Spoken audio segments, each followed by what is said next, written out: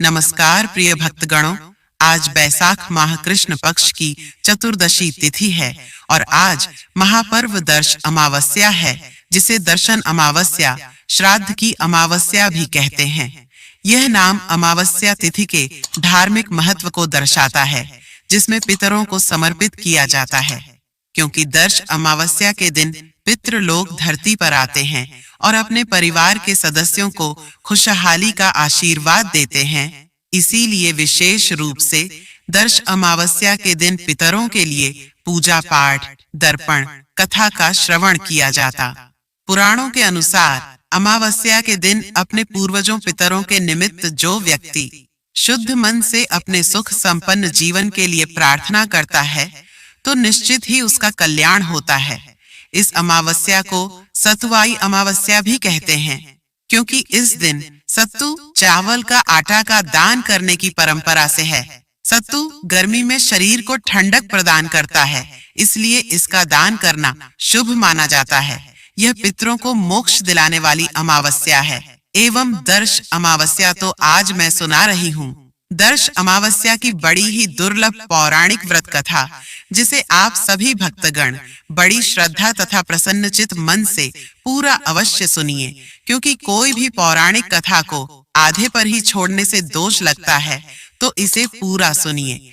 जो भी अमावस्या की महात्म कथा को सुनता या पढ़ता है, उसे अनंत शुभ फलों की प्राप्ति होती है। दर्श अमावस्या की पौराणिक कथा के अनुसार एक समय की बात है। धर्मवरण राम का एक विद्वान और कुशल ब्राह्मण निवास करता था। वह ब्राह्मण बड़ा ही सदाचारी था, योग्य था, कुशल था, बड़ा ही सदाचारी था और बहुत ही आस्थावान तथा धार्मिक प्रवृत्ति का वह ब्राह्मण था।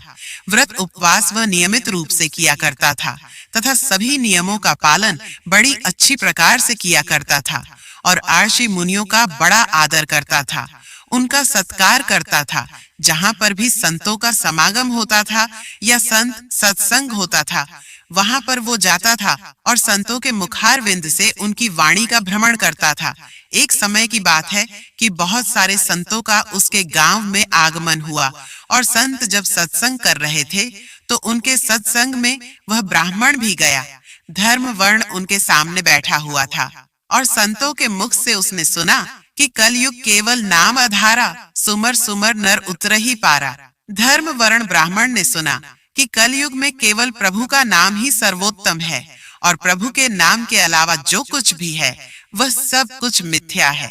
यानी कलयुग में केवल और केवल प्रभु का नाम स्मरण कर लोगे तो भी स्मरण कर लोगे तो भी आपको महान पुण्य फल की प्राप्ति हो जाएगी, क्योंकि सतयुग और त्रेता युग में बड़े बड़े यज्ञ हवन और करोड़ों वर्ष तक तपस्या करने से जो फल प्राप्त होता था, वही फल कलयुग में केवल नाम उच्चारण करने से, प्रभु का स्मरण करने से आपको प्राप्त हो सकता है।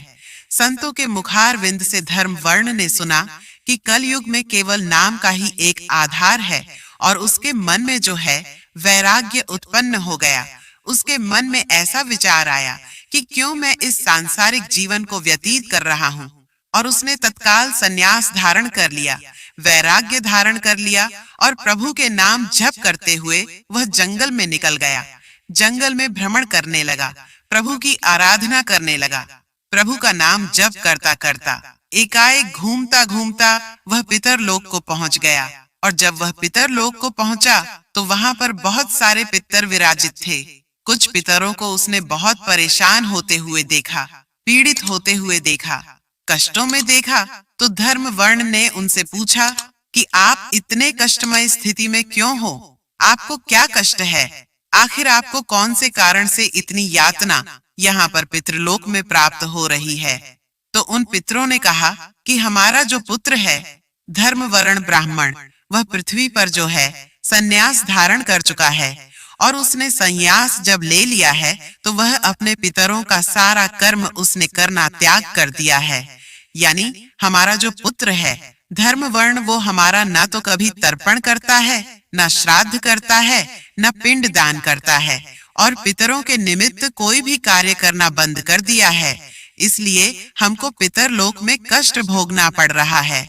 धर्म वर्ण ने जैसे ही अपने पितरों की इस व्याख्या को सुना तो उसे बड़ा दुख हुआ और उसने हाथ जोड़ करके कहा कि हे पितृ देवताओं, मैं ही धर्म वर्ण हूँ और मैंने ही सन्यास धारण कर लिया है। अब क्योंकि मेरा भगवत भक्ति में मेरा मन लगा हुआ था और इसी कारण मुझे शक्ति प्राप्त हुई और मैं आपके दर्शन के लिए पितर लोक में आया हुआ। तब उसी समय उनकी पीड़ा को जान करके धर्म वर्ण ने निश्चय कर लिया कि आज ही मैं इस वैराग्य को छोड़ दूंगा और सांसारिक जीवन में प्रवेश कर जाऊंगा। तत्काल उसने अपने पितरों की आज्ञा को स्वीकार किया और पृथ्वी पर आकर के अपने सन्यास रूप को छोड़ करके पुनः गृहस्थाश्रम में प्रवेश कर लिया, क्योंकि गृहस्थ आश्रम से बढ़कर के कोई भी तपस्या या कोई भी साधन नहीं हो सकती है। और गृहस्थ आश्रम में आकर के उसने वैशाख माह की जो अमावस्या थी, उस दिन अपने पितरों के निमित्त तर्पण किया, अन्य दान किया, तर्पण के साथ में पिंड दान आदि कर्म उसने किए तथा बहुत सारे ब्राह्मणों को आमंत्रित करके उनको भोजन करवाया। और उसने अन्य दान करके, वस्त्र दान करके, गौ दान करके, स्वर्ण दान करके, तिल दान करके, शकर का दान करके और अन्य कई प्रकार के दान करके अपने पितरों को तृप्त किया तथा अपने पितरों से प्रार्थना की, हे पितर देवताओं, आप प्रसन्न हो जाइए। आपने जैसा मुझे आज्ञा दी थी उसी प्रकार मैंने आपकी तृप्ति के लिए समस्त उपाय किए हैं। उसके पितर उसी समय प्रकट होते हैं और उसको आशीर्वाद देकर के पुनः पितर लोक को प्रस्थान कर जाते हैं। इस प्रकार वैशाख माह की अमावस्या की जो कथा है यहाँ पर समाप्त होती है। इस कथा को जो कोई भी पूरी श्रद्धा भक्ति तथा भावना के साथ में श्रवण करता है उसकी मनोकामना निश्चय ही पूर्ण हो जाती है। बोलिए पितरेश्वर भगवान की जय, श्री वृंदावन बिहारी लाल की जय, गोपाल कृष्ण भगवान की जय। वैशाख अमावस्या के महत्व से जुड़ी एक कथा पौराणिक ग्रंथों में मिलती है। वैशाख अमावस्या के महत्व को बताने वाली एक पौराणिक ग्रंथों में कथा मिलती है। कथा इस प्रकार है कि पुराने समय की बात है कि समस्त 12 सिंहा आत्माएं सोम सरोवर पर रहा करती थी। उसमें से एक आत्मा ने गर्भ धारण करने के बाद एक खूबसूरत सी कन्या को जन्म दिया जिसका नाम अक्षोदा रखा गया। और अक्षोदा बचपन से ही अपने माता की देखरेख में पली बड़ी थी। ऐसे में उसे शुरुआती दिनों में हमेशा अपने पिता की कमी महसूस होती थी, जिसके कारण एक बार उसे सारी आत्माओं ने मिलकर धरती लोक पर राजा अमावसु की पुत्री के रूप में जन्म लेने को कहा। राजा अमावसु एक प्रसिद्ध और महान राजा थे जिन्होंने अपनी पुत्री अक्षोदा का लालन पोषण बहुत अच्छे से किया। ऐसे में पिता का प्रेम पाकर अक्षोदा काफी प्रसन्न रहने लगी। इसके बदले में अक्षोदा पितर लोक की आत्माओं का आभार जताना चाहती थी। इसके लिए उसने श्राद्ध का मार्ग अपनाया। इस कार्य को करने के लिए उसने सबसे अंधेरी रात को चुना, जिस दिन चंद्रमा आकाश में मौजूद नहीं होता। उस दिन वह पितृ आत्माओं का विधि विधान से पूजन करने लगी। पितर भक्ति के कारण अक्षोदा को वह तमाम सुख मिले जो उसे स्वर्ग में भी प्राप्त नहीं हो रहे थे। तभी से बिना चंद्रमा के आकाश को राजा अमावसु के नाम से अमावस्या नाम से जाना जाने लगा। बोलिए सद्गुरुदेव भगवान की जय, गोपाल कृष्ण भगवान की जय, श्री वृंदावन बिहारी लाल की जय, द्वारकाधीश भगवान की जय। प्रिय भक्तगणों, यह दर्श अमावस्या अमर सुहाग को भी देने वाली मानी जाती है। इसके अनुसार एक ब्राह्मण था, उसकी 5 बेटियां थीं। 5 बेटियां मंदिर जाकर शिव जी की पूजा अर्चना किया करती थीं। वे हर दर्श अमावस्या के दिन दीपक लगाती और कहानी सुनती थी। 4 बेटियों का दीपक बहुत देर तक जलता रहता था, लेकिन 5वीं बेटी का दीपक कम लौ देता था और जल्दी ही बुझ जाता था। वह घर आकर माँ को कहती कि माँ, चारों बहनों का दिया तो अच्छी लौ देता है और बहुत देर तक जलता है, लेकिन मेरा दीपक तो जल्दी ही बुझ जाता है कि अब से तुम घी ज्यादा डालना तो तुम्हारा दिया भी बहुत देर तक जलेगा। अब थोड़ा समय बीत गया। ब्राह्मण ने 5 बेटियों का विवाह कर दिया। 4 बेटियों के यहाँ घर में बहुत धन था, लेकिन एक घर में बहुत ही गरीबी थी। एकता लाते हैं, वह उसी से खाते। फिर भी 5वीं बेटी संतुष्ट थी। एक दिन पति को बुखार आ गया। इस कारण वह कुछ कमा कर नहीं ला सका। वह बोली, कोई बात नहीं, जितना है उसी से काम चला लेंगे। अब दूसरे दिन पति बुखार में काम करने के लिए जाने लगा। तब उसने कहा, आज मैं भी आपके साथ चलूंगी। दोनों काम करने के लिए निकल पड़े। रास्ते में पति को तेज बुखार आ गया और उसकी तबीयत ज्यादा बिगड़ गई, जिसके कारण चक्कर खाकर नीचे गिर पड़ा और उसकी मृत्यु हो गई।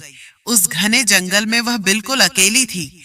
वह सोचने लगी, घर अकेले ले जा नहीं सकती और यहाँ छोड़कर जाऊं तो उन्हें जंगली जानवर खा जाएंगे। तो वह पति के सिर को अपनी गोद में रखकर विलाप करने लगी कि मैंने ऐसा कौन सा पाप किया जो मेरा पति उठता ही नहीं है। उसी समय शिव पार्वती जी पृथ्वी पर भ्रमण करते हुए आए। शिव जी पार्वती जी से बोले, देखो देवी, इसके साथ कितना बुरा हुआ। पार्वती जी बोली, भोलेनाथ, हमें इसकी मदद करनी चाहिए। तब उन्होंने उसके पास जाकर हालचाल पूछा तो उसने सब बात कह सुनाई। सब हाल सुनकर शिव जी बोले, हे पुत्री, इसे लेकर घर क्यों नहीं जाते? यह तो मर गया है। तब बेटी बोली, मैं तो नहीं जाऊंगी, और यह कहकर रोने लगी। अब शिव जी को दया आ गई और बोली, तू वही है ना जिसका दिया जल्दी बुझ जाता था? उस कन्या ने हाँ कहा। तब शिव जी बोले, तुमने दर्श अमावस्या के दिन दिया तो लगाया, पर कभी सुहाग की कहानी पूरी नहीं सुनी। तब बेटी शिव जी के पैर पकड़कर बोली, हे प्रभु, मेरे पति को जीवित कर दो। मैं आप जो कहेंगे सब करूंगी। फिर शिव जी अमृत के छींटे दी और उसका पति अंगड़ाई लेता बैठ गया और बोला, मुझे बहुत नींद आ गई। पत्नी बोली, ऐसी नींद तो दुश्मन को भी ना आवे। चलो अपने घर चलो, मुझे सुहाग का उद्यापन करना है। दर्श अमावस्या की कथा सुनना है। उद्यापन में 5 स्टील की कटोरी या 5 चूड़े, मौली, सिंदूर, बिंदी, काजल, ब्लाउज, पीस श्रद्धा अनुसार, सुहाग सामग्री व रुपए 5 कटोरी में रखकर मंदिर या ब्राह्मणों को देने। स्टील के कटोरे में सभी सुहाग सामग्री व रुपए, ब्लाउज पीस महादेव के मंदिर में चढ़ा दें। वह स्टील के दीपक में बत्ती व घी डालकर महादेव के लिए ज्योत जलाती है और बचे हुए बाकी 4 कटोरे और सुहाग सामग्री बहन बेटियों और ब्राह्मणों को उसने दान दिया। उसने घर आकर विधि विधान से उद्यापन किया। इस प्रकार उसकी सारी परेशानियां दूर हो गईं। घर में ठाट बांट हो गए और दोनों पति पत्नी संतान के साथ सुख पूर्वक रहने लगे। आइए अब सुनते हैं अमावस माता की कथा। अमावस्या माता की कथा सुने बिना व्रत पूर्ण नहीं माना जाता, तो इसको पूरा अवश्य सुने। पौराणिक कथा के अनुसार एक गांव में सास और बहू अकेले रहते थे और उनका बेटा विदेश में कमाने के लिए गया हुआ था। सास और बहू बहुत प्रेम से रहते थे। दोनों एक दूसरे की देखभाल भी करते थे। एक दिन बहू ने खाना नहीं खाया। तब सास बहू से पूछने लगी कि बेटा, आज तुमने खाना क्यों नहीं खाया?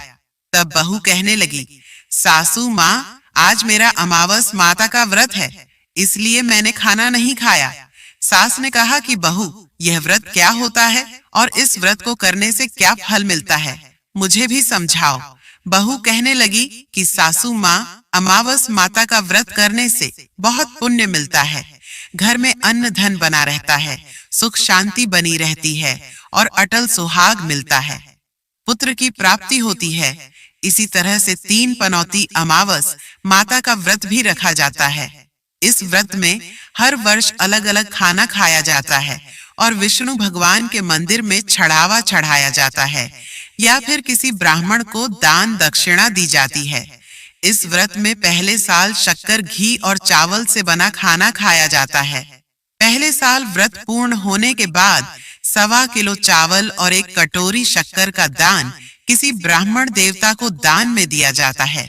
दूसरे साल जौ, घी और शक्कर से बना खाना खाया जाता है। इसी तरह जब दूसरे साल का व्रत पूर्ण हो जाए, तब 1.25 किलो जो 1 कटोरी घी और 1 कटोरी शक्कर किसी मंदिर में चढ़ाया जाता है या किसी ब्राह्मण को दान में देना होता है। तीसरे साल गुड़, तिल और घी से बने व्यंजन खाने चाहिए।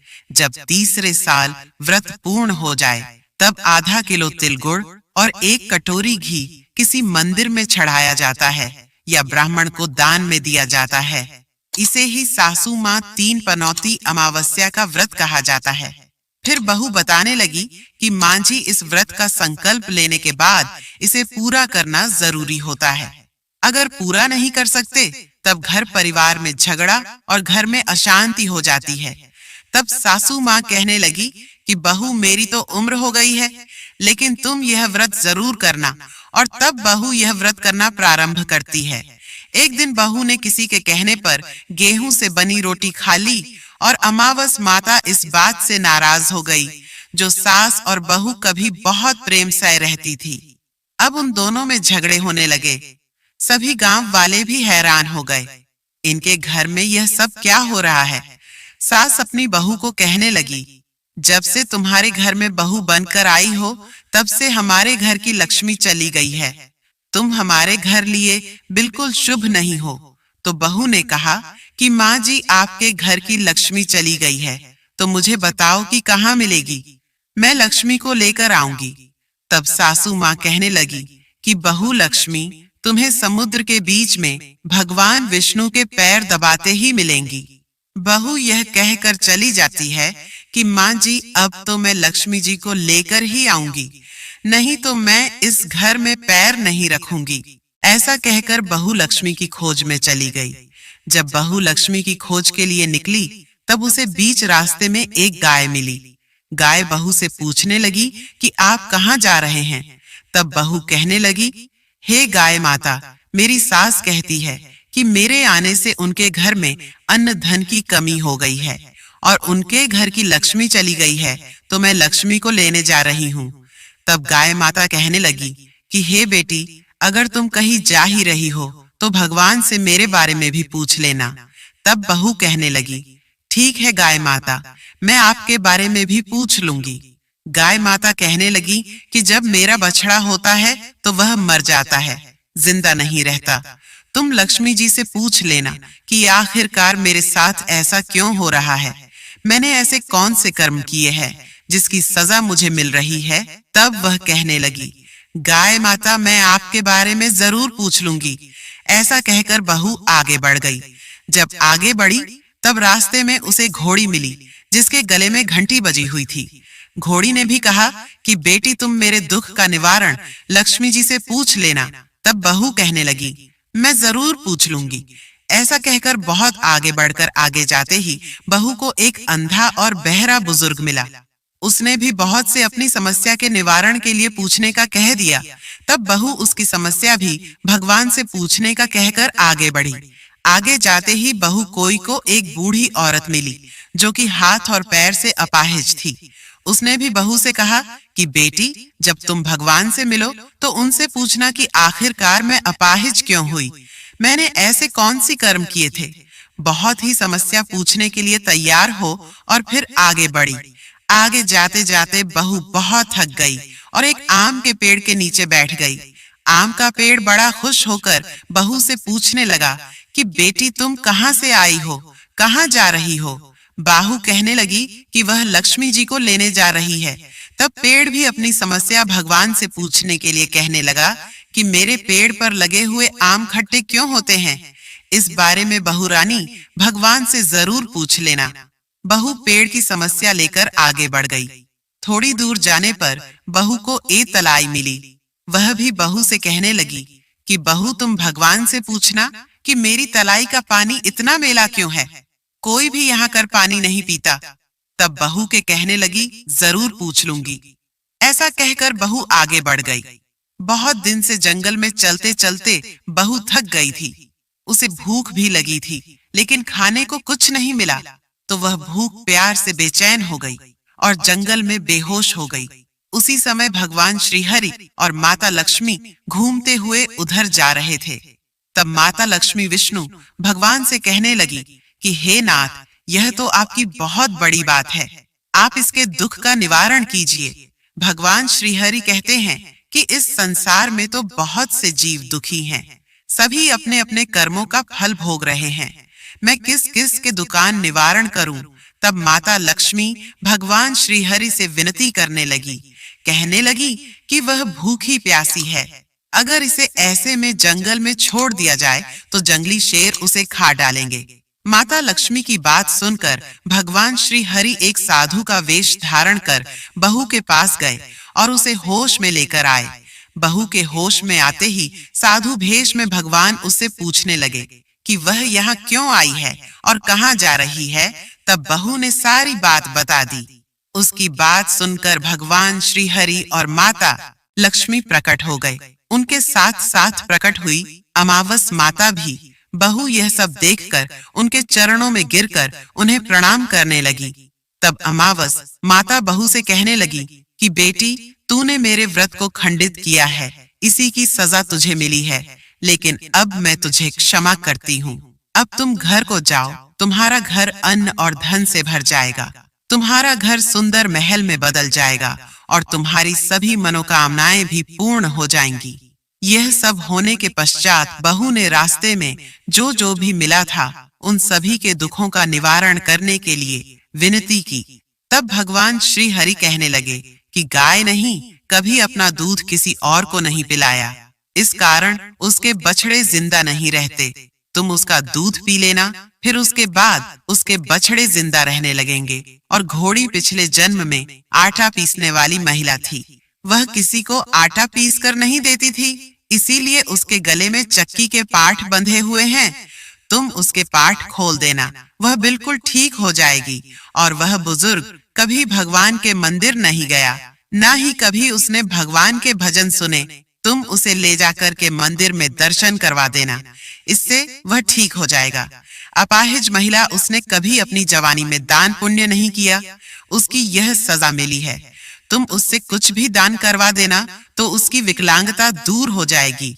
और वह आम का पेड़, उसे तो कभी अपने पेड़ के आम किसी बच्चे को खाने नहीं दिए, इसी कारण उसके सभी आम खट्टे होते हैं। अब तुम उस पेड़ का आम खा लेना, फिर उसके बाद उस पेड़ पर मीठी हम आने लगेंगे। और तलाई का पानी पिछले जन्म में देवरानी जेठानी थी, वो हमेशा आपस में झगड़ा करती रहती थी, इसलिए उसका पानी मेला है। तुम उसका पानी पी लेना तो वो तलाई शुद्ध हो जाएगी, फिर लोग वहां आकर पानी पीने लगेंगे। इस प्रकार बहू ने भगवान श्री हरि माता लक्ष्मी और अमावस माता को प्रणाम किया, उन्हें धन्यवाद किया और अपने घर के लिए तैयार हो गई। रास्ते में उसे जो जो भी मिला, उनकी सभी समस्या भगवान के कहे अनुसार वह दूर करती चली गई। सभी ने उसे भर भर कर आशीर्वाद दिया।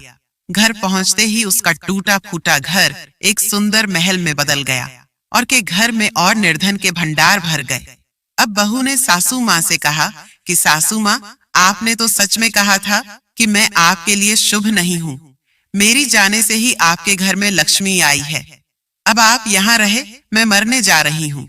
तब सास ने कहा, बेटी, ये सब तुम्हारे अमावस माता के व्रत करने का फल ही हमें मिला है, यहीं पर रहो, अब तुम यहाँ से कहीं नहीं जाओगी। इस प्रकार सास और बहू खुशी खुशी रहने लगे।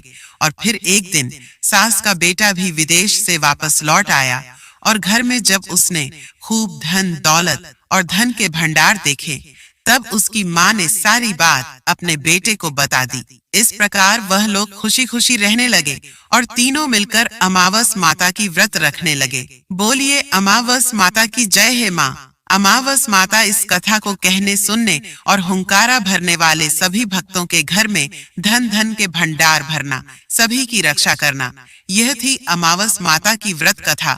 आइए श्रवण करते हैं। इस दिन जरूर सुनी जाने वाली अमावस्या की सोना धोबिन की सुहागिन महिलाओं की अखंड सौभाग्य की कामना करते हुए मैं व्रत कथा शुरू करता हूँ।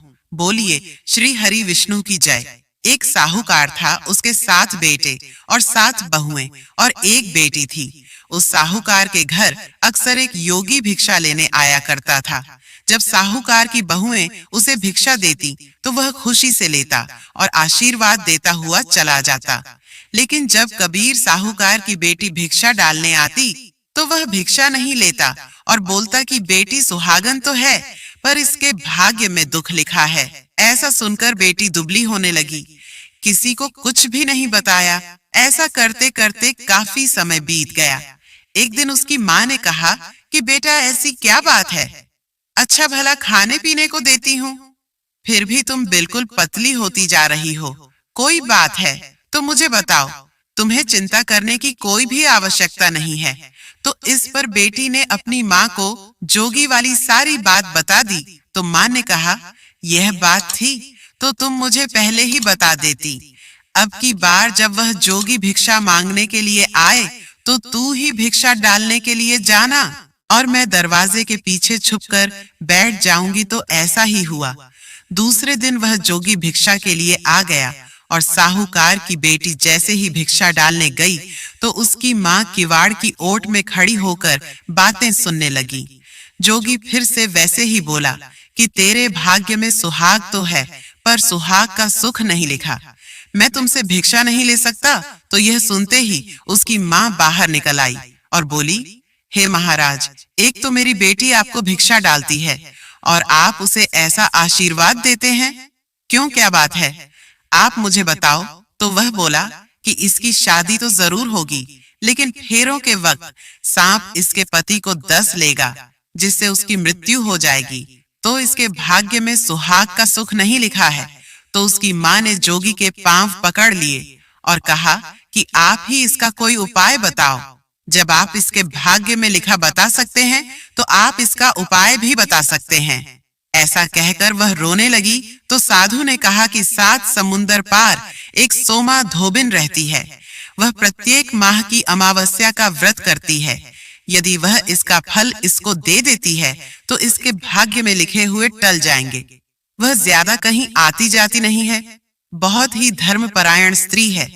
अब उसे कैसे राजी करके आपको लाना होगा, यह आप ही जानो। यह कहकर जोगी बाबा वहां से चले गए और उस लड़की की माँ जैसा साधु बाबा ने बताया था उसी रास्ते पर सोमा धोबिन को ढूंढने के लिए निकल पड़ी। चलते चलते वह तेज गर्मी की वजह से बिल्कुल थक चुकी थी और एक पीपल के पेड़ के नीचे विश्राम करने लगी। तो उसने अचानक देखा कि एक सांप आ रहा है जो पीपल के पेड़ के ऊपर चढ़ रहा था। तो साहूकार ने पीपल के पेड़ पर देखा तो पेड़ के ऊपर गरुड़ पक्षी का घोंसला था। तो उसने सोचा कि इसके अंदर गरुड़ के अंडे होंगे। अगर यह ऊपर गया तो उन अंडों को खा जाएगा। तो यह सोचकर उसने सांप को मार दिया। इतने में वहां पर गरुड़ पक्षी का जोड़ा उड़ता उड़ता आकाश से आया और चोंच मारने लगा और कहने लगा कि तुमने हमारे बच्चों को मार दिया। तो वह बोली कि मैंने तुम्हारे बच्चों को मारा नहीं है, मैंने तो तुम्हारे बच्चों को बचाया है। यह कहते हुए उसने सांप की ओर इशारा किया। गरुड़ पक्षी बहुत ही खुश हुए और बोले कि आपको जो भी मांगना है मांगो। तुमने हमारे बच्चों की रक्षा करके हम पर बहुत ही बड़ा उपकार किया है। तो लड़की की माँ बोली कि मुझे 7 समुंदर पार जाना है, जाने का कोई रास्ता नहीं है। अगर आप मुझे वहां पर पहुंचा देते हैं तो यह उपकार मैं आपका जिंदगी भर नहीं भूलूंगी। तो गरुड़ ने उसे अपने ऊपर बैठाया और 7 समुंदर पार सोना धोबिन के घर के पास छोड़ दिया। वहां पर उस लड़की की माँ ने देखा कि सोना धोबिन के साथ बहू और बेटे थे। बहुएं घर के काम के लिए अक्सर लड़ती थी। तो उस महिला ने सोचा कि यही एक मौका है सोना धोबिन को खुश करने का। उस दिन से उसने उसके घर का सारा काम करना शुरू कर दिया। जब सोना धोबिन सुबह उठती तो उससे पहले सारा घर का काम किया हुआ होता। झाड़ू लगाना, पानी भरना, पशुओं को चारा डालना, सारा काम किया होता। तो सोना धोबिन ने सोचा कि पहले तो मेरी बहू इतनी काम के लिए लड़ाई करती थी, अब सूर्योदय होने से पहले ही सारा काम निपटा देती है। तो कौन सी बहू है जो ऐसा करती है, मुझे छुप कर देखना होगा। अगले दिन सोना धोबिन सुबह जल्दी उठी और छुप कर बैठ गई। तो उसने देखा एक औरत आई और उसने घर का सारा काम निपटाया। जैसे ही वह जाने लगी तो सोना धोबिन ने उसे पकड़ लिया और कहा कि तू मेरे घर का सारा काम ऐसे चोरी छुपे क्यों करके जाती हो? यह पाप तूने मेरे ऊपर चढ़ा दिया है, इसे मैं कैसे उतारूंगी? तो साहूकारनी ने अपने हाथ जोड़ लिए और बड़े ही दिन सब्र में वह साधु बाबा वाली सारी बात सोना धोबिन को बता दी। तो सोना धोबिन अमावस्या का पुण्य फल उसकी बेटी को देने के लिए तैयार हो गई और कहा कि मैं तेरे साथ चलती हूँ। सोना धोबिन ने अपने बेटे और बहुओं से कहा कि जब तक मैं लौट कर ना आऊं तब तक आपको घर से बाहर नहीं जाना है और न ही किसी को घर के अंदर आने देना है। यह कहकर सोना धोबिन साहूकारनी के साथ उसके घर आ गई। अब उसके बेटी का विवाह तय किया गया। शादी की रात जब दूल्हा और दुल्हन मंडप में बैठे तो दूल्हे के पास सोना धोबिन मिट्टी की हांडी और कच्चा दूध और कच्चा सूत लेकर बैठ गई।